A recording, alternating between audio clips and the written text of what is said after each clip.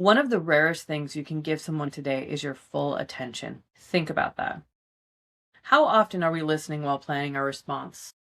Listening while checking our phone? Listening while mentally solving the problem? Listening while thinking about ourselves? We're physically present, but we're not actually there. And people can tell the difference. They can really feel the difference because when you're open and connecting with someone, there is an energy that comes from you. And when you're disconnected and sitting there on your phone, the room can feel it. They can always feel the difference. One of my favorite questions when someone is upset is this: what's underneath that? What's coming to you? Because most of the time what we're seeing isn't the real issue.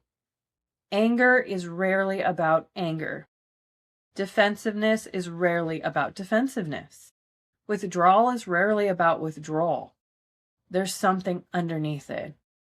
It could be fear, could be hurt, it might be shame, disappointment, grief, loneliness. And when we become curious enough to look underneath the surface, we stop fighting the symptom and start understanding the person. Most anger is pain that hasn't found words yet. I wish more people understood that, especially in leadership, especially when you're dealing with a school full of kids and they're angry. And sometimes it's about what someone said the other day on TikTok and it got passed around and their mom found out, and who knows?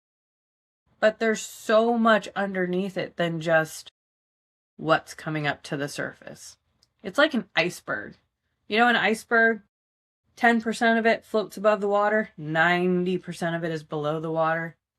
And how do we get under the surface? How do we raise the surface level so we can see more and understand more in these people around us? I really wish people understood more about this. I'm going to say it again.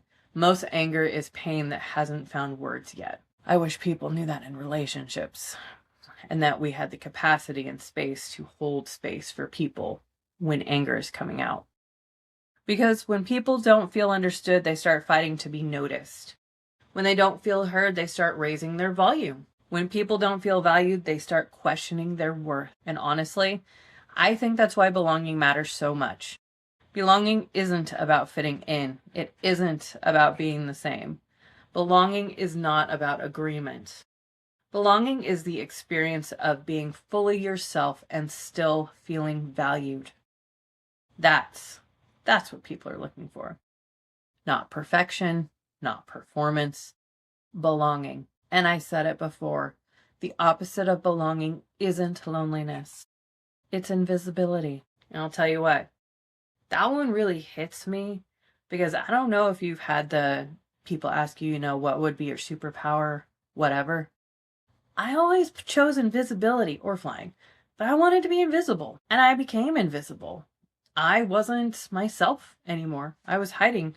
I became who I thought I was supposed to be instead of truly being and living and being myself. So to be in a room full of people and still feel alone, to be talking and not feel heard, to be struggling and feel like nobody sees it.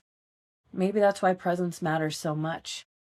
Because every time we slow down long enough to truly see another human being, we remind them they matter.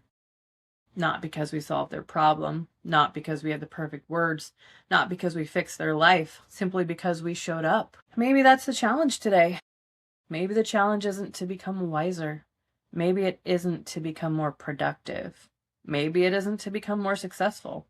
Maybe the challenge is simply to become more present, to put down the phone, to ask one more question, to listen a little longer, to stay curious a little deeper, to look someone in the eye and let them know, hey, I'm here.